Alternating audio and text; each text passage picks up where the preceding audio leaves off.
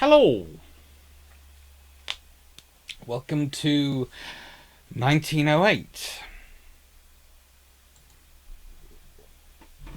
Dreadnoughts Around the World, Part 5, I think. Now, I have to say that this is the Thursday the 20th of May. So, I have spent a month putting this together. As you can see, it started on the 20th of April. And I hope you like it. I really do, because one of the interesting things I noticed while going through this was that the world is different than necessarily some of the traditional framing of the history suggests. So, I'm going to record this evening 1908 and 1909. Then I'm going to head off to Snoozeville, and then I will record the rest later. Notice I said the 20th and I said this evening. Yeah, this is actually technically this morning. It's been a while getting it right. So let's start off with the French, because 1908 we should start off with the French. And here is the interesting thing about the French battleships. For starters, they do not consider these battleships to be dreadnoughts, which is good, because let's be honest, the Danson class are not dreadnoughts. They are not dreadnoughts by any stretch of the imagination. Yet, they are ordered in 1908, when the Royal Navy has had HMS Dreadnought in commission for nearly 3 years. They have ordered the Invincible class battle cruisers. They have ordered a whole another batch of 3 battleships. And the French are ordering pre-dreadnoughts. In fact, really quite disturbingly pre-dreadnoughts, because these are slow, capable of 19¼ knots, so dreadnought would have them beat by 2 knots, knots, and the battle cruisers by more. In fact, honestly, whilst they do have 4 12-inch guns, I would put my money in a fight on an Invincible class battlecruiser, because I think honestly it would run rings around it, as long as you had a half-decent, half-competent officer in charge. They are armed with 4 12-inch guns, as I said, turrets fore and aft, and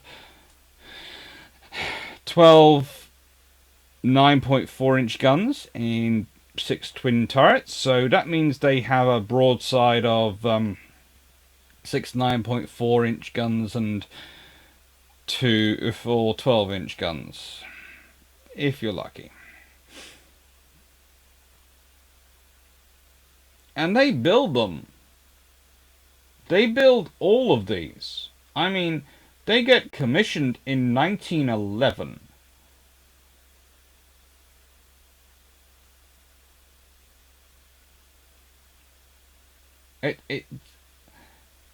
I don't know how to really discuss this. They are building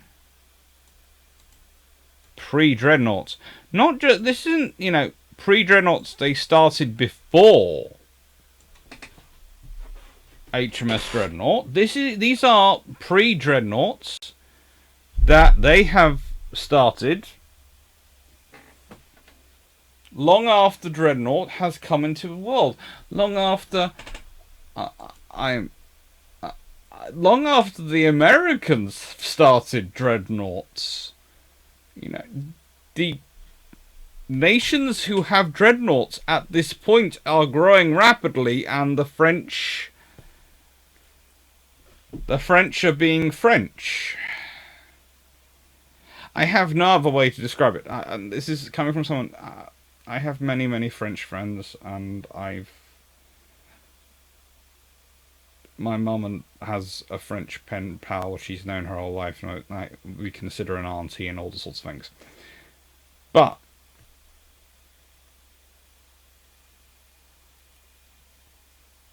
every nation has a sort of character. The only nation I can imagine carrying on like this, as if nothing else in the world has changed, as if nothing has happened, would be the French. The British would have at least slapped bigger guns on it, which is what they were actually doing with their pre-dreadnoughts before they decided to go the full dreadnought hog. The Germans, they build the Nassau's Mark II, another hexagonal layout of guns, so that you are spending the money to have 12-inch guns, but you will never have a broadside bigger than 8. Okay, that's the life you've chosen, but it does seem rather expensive.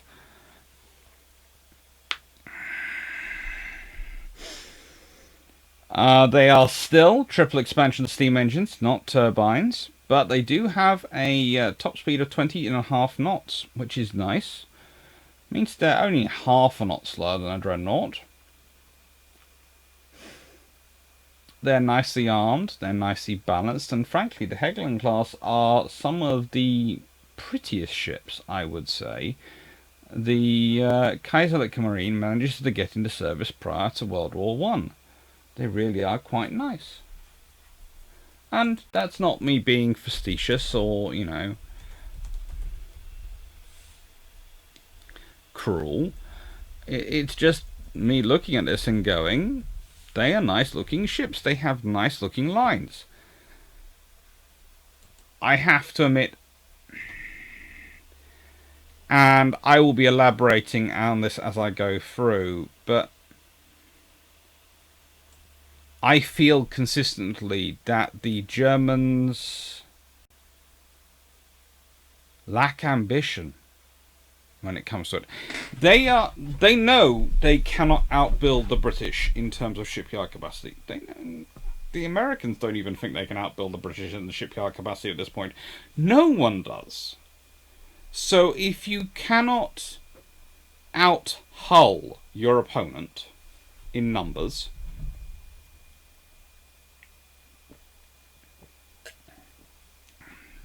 you have to start thinking proactively.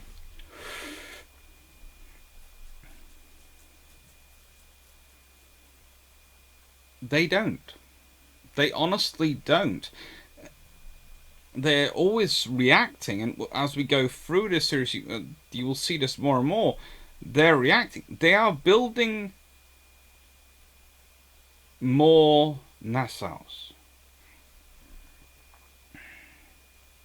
They're slightly improved Nassaus, but they're still Nassaus. And actually, the Ostfriesland, which is pictured on the... well, the Ostfriesland is this one. Is the ship which is expended as a target during Billy Mitchell's air power demonstration. So he is using a battleship which is laid down in 1908 to prove his air power theories for the 1920s. 1921. No, is it 1921 or 1923? Sorry, reading my notes. 1921. Sorry about that. They were just easier than zooming in my notes than to zoom in on the screen. And it's good for you. So 1921, that's a 13-year-old ship. It's been through World War One, It's uncrewed, unmoving, and yes, thinking of it proves air power is now dominant to sea power. I can't think why the US Navy admirals were not all bowing down to Billy Mitchell's greatness when he claimed this. So, technically it's ordered in 1907, but it's the SMS Blucher. And there are debates as to whether or not this qualifies as a battle cruiser. This is my point, and I'm going to make this quite loudly. The Blucher is not a battle cruiser. It is a large armoured cruiser. You can tell that because of its guns. Yes, have a look at those guns. What are they? The SMS Blucher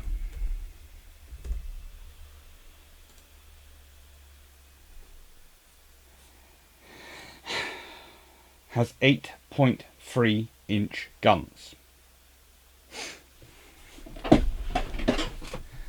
Definition, as I've said in several episodes in the Battle Cruiser series going on at the moment, is that they have to be armed with battleship level guns of their period. Now, that might not be the current generation of battleships, i.e. they might be last year's battleship guns if you're like Britain, you're building battleships rather quickly, or the classic example we'll be getting just later is HMS Tiger. It's ordered the same year as Queen Elizabeth class. They have 15-inch guns. She has 13.5-inch guns. However, the Iron Dukes are also ordered that year, and they have 13.5-inch guns. So...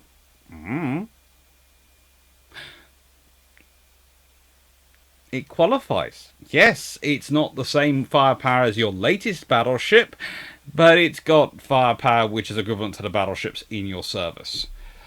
It's when we get on to a period when there are no longer, and I say this knowing that Scharnhorst and Knives now exist, and I do technically classify them as light battleships in World War II, and they do have quite small guns. But everyone else who's building battleships, that's definitely not a battleship weapon, and if your cruiser is armed with that, that doesn't make them a battle cruiser. So I'm sorry, Blucher, but you're an armoured cruiser, and frankly, you shouldn't have been where you were. It's cruelty. So, a response to the Invincibles round 2. SMS Von der Tann. Now, 19,370 tons she's designed for, but her full load is 21,300 tons.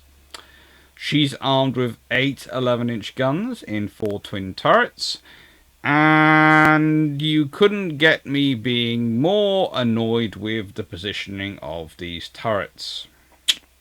I know lots of people do it. Lots of navies do it. I know the offset wing turrets is a thing that goes on, that many navies are proud of it. But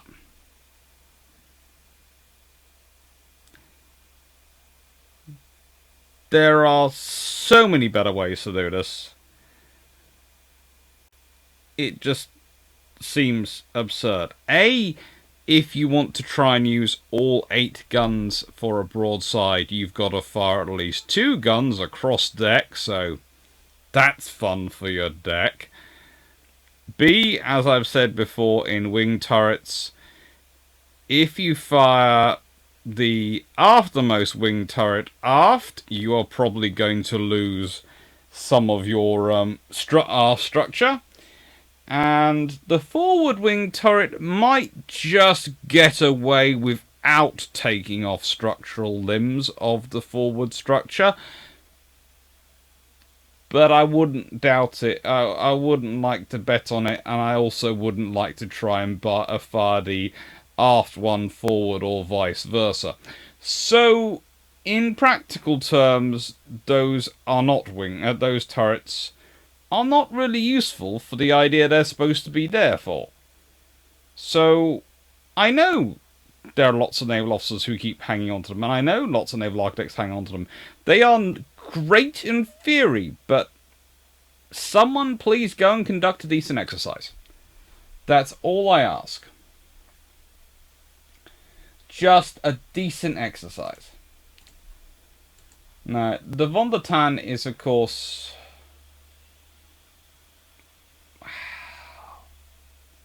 one of the more pretty, though, German designs prior to World War One. And she has a decent belt. 3.1 to 9.8 inches, or 80 to 250 millimeters thick. So, yeah, she has a belt. She could survive first contact with a light cruiser. Now, after her comes the Molt class, which are basically Von der Tann, but look at what they've done. Yes, they have the cranes there, davits for boats. They still have those turrets there. They haven't learnt. And somehow, and I'm never quite sure how they do this, but this bow has a pleasing curve to it. It's something which attracts the eye. It is something which is nice. And they have a speed of maximum speed of 27.75 knots, which they found out in trials, although it did start to shake the ship to pieces a bit. However, the subsequent vessel doesn't ever really get to her design speed of 25.5 knots. So they order 2 Molt class, and of course, famously, the lovely Goeben, how'd I put this, ends up spending her war in the Ottoman Turkish Navy, which was probably good for the Kaiserlich Marine, because it meant they didn't have to deal with it. And it is, again, 11-inch guns. So, I'm sitting here going, you're building your battle cruisers with 11-inch guns. Okay? The German concept for the battle cruiser is they are going to definitely be the fast wing for the battle fleet. The Royal Navy's concept is different, and again, please look at my battlecruiser videos for this in more detail, but in quick. The Royal Navy has battle fleets to control choke points around the world. It has battle cruisers to scour the areas of ocean in between and make sure its trade can grow freely and take out any mini battle cruisers, or any enemy trade while it's there. That's what a battle cruiser's role is for in the Royal Navy. Possibly scouting for the main fleet as well, if they need it. Possibly a fast wing for the battle fleet if they really need it, if it's going to a major war scenario. But in a global war scenario, it's definitely the economic warfare tool. When you get to the North Sea scenario, it's very quickly the battle fleet is concentrated in the North Sea. The battle cruisers are what are used to go and bring troop convoys in, go and deal with Von Spey, all those sort of things. That's what battle cruisers go and do for the Royal Navy. And then after they've done that, then they sort of all get properly massed with the Grand Fleet, and their purpose is to be the rapid reaction force and scouting force for the Grand Fleet.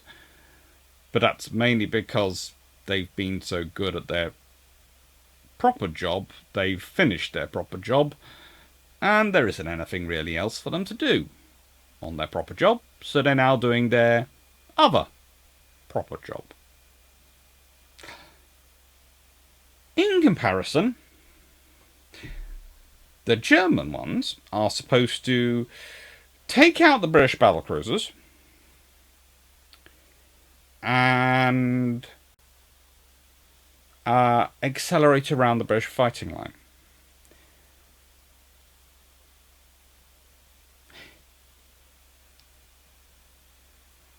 considering battleships are always armoured to take the hits of their own guns, and British battleships have 12-inch guns, I don't think an 11-inch guns are going to quickly pulverise them. So that means they're going to be in firing range, and their level of armour is such that if they do get hit by 12-inch shells, because they've had to dive into the battleship range to engage, they are going to be in trouble. Next point. British battlecruisers are about equivalently well armoured, but again have 12-inch guns. Now, we can talk about the 11-inch versus the 12-inch and the various capabilities, but the point is, the 12-inch does pack a significant punch. A more significant punch. In World War One, the Germans are going to be repeatedly saved because the guy in command of the British battlecruisers, a gentleman called Beatty, thinks we're still engaging at nasonic ranges, and therefore what matters is speed of fire rather than accuracy.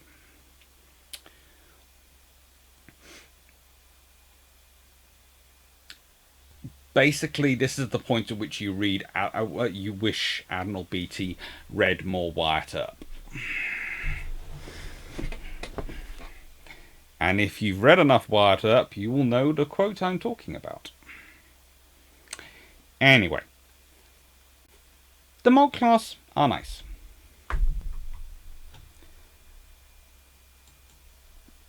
Again, these though have got turbines. They've got 4 Parsons turbines.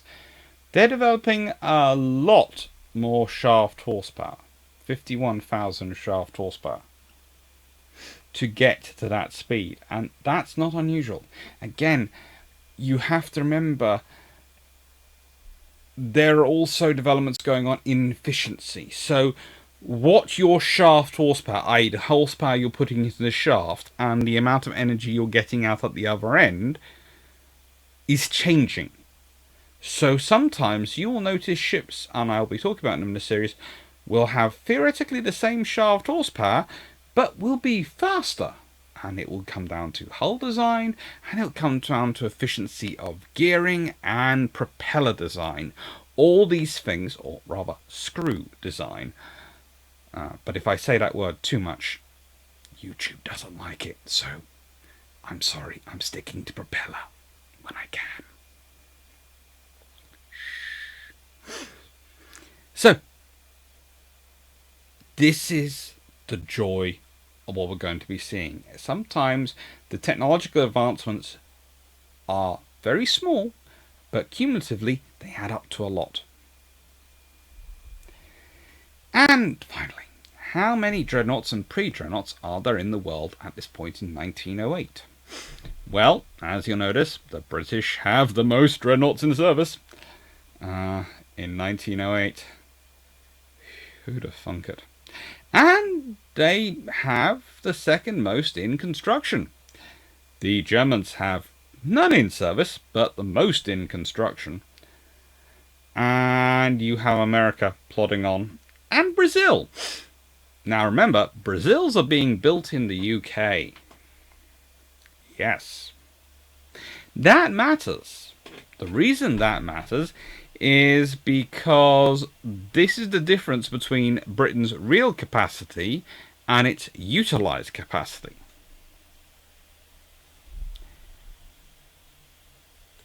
In simple terms,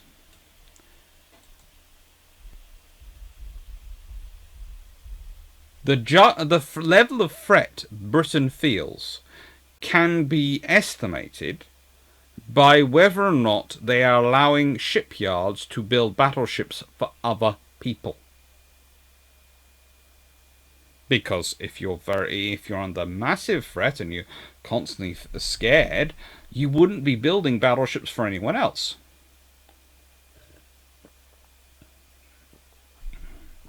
But if you're not as scared, so you can afford to take a more industrial route, of course you're going to build battleships for other people, because that's a good way of keeping your industry at a larger level, at an artificially higher level than you can even sustain, so that if you do need to do an emergency building program, you can. This is why foreign orders matter so much. This is why the Americans try so hard to get involved in the South American Dreadnought race and make sure the Argentinians buy from them. They want the Chileans, they want the Brazilians. They don't do as well. This is why the Americans try to jump into the Greek and the Ottoman races and all the other things, because it's a great way of building your own industry, is building battleships for other people. It's brilliant. What have we got coming up? We have lots and lots of stuff. Although I think that's out of date. I really do think that's very out of date. I did update them. Ah, well. Sorry. There are lots of stuff coming up. Anyway, this is 1909's up, so I'm going to say thank you. Hope you enjoyed 1908. Basically, the takeaway from 1908 is the Germans are launching a lot of construction, but because they are reacting to the British, and it's a status obsession that they are reacting to the British, they are not doing what the British did. Because what the British did was they, as you remember from 1905, 6 and 7, is they built Dreadnought. Then next year they built the Invincibles. And after having had the lovely Dreadnought in service for a year, they ordered the Bellerophons. Well, how do I put this? Technically, Dreadnought is commissioned on the 2nd of December 1906. She's been laid down in October 1905. And technically, Bellerophon is laid down on the 3rd of December 1906. But Superb and Temeraire are laid down in January and February of 1907. And as we all know, before a ship's commissioned, it goes through a fair number of trials and tests, which is what the British had done with Dreadnought, and this is reflected in the Bellerophon class. They do have some slight modifications, as we've been over. The Germans are not taking the time for that. Literally, the German battleships, and I've got them up here. The Germans order Nassaus in 1907. They will commission them, 2 of them in 1909 and 2 of them in 1910. But they already order the Helgolands, the Nassau Mark IIs, that I talked about, in 1908. And they won't be commissioned until 1911. And in fact, they'll only lay down 3 in 1908. They'll lay down the 4th in 1909. They won't take basically the last of their first generation. And the reason I'm calling this first generation is until you have a ship in the water and have tested it, you have no idea how it's going to perform. So it's generation 1, generation 0, whatever you want to talk about. The earliest the Germans have one in the water is 1909. And you can tell that because there is a change when we get to the 1909 Kaiser class in the next video. So, without much ado, to 1909. Take care. Oh, and if you do like the videos, please do like, maybe subscribe, possibly check out Patreon if you want to support the channel, or Discord if you want to continue the conversation, and press the little bell if you want to get an alert when there's a live. Thank you very much, and have a nice day.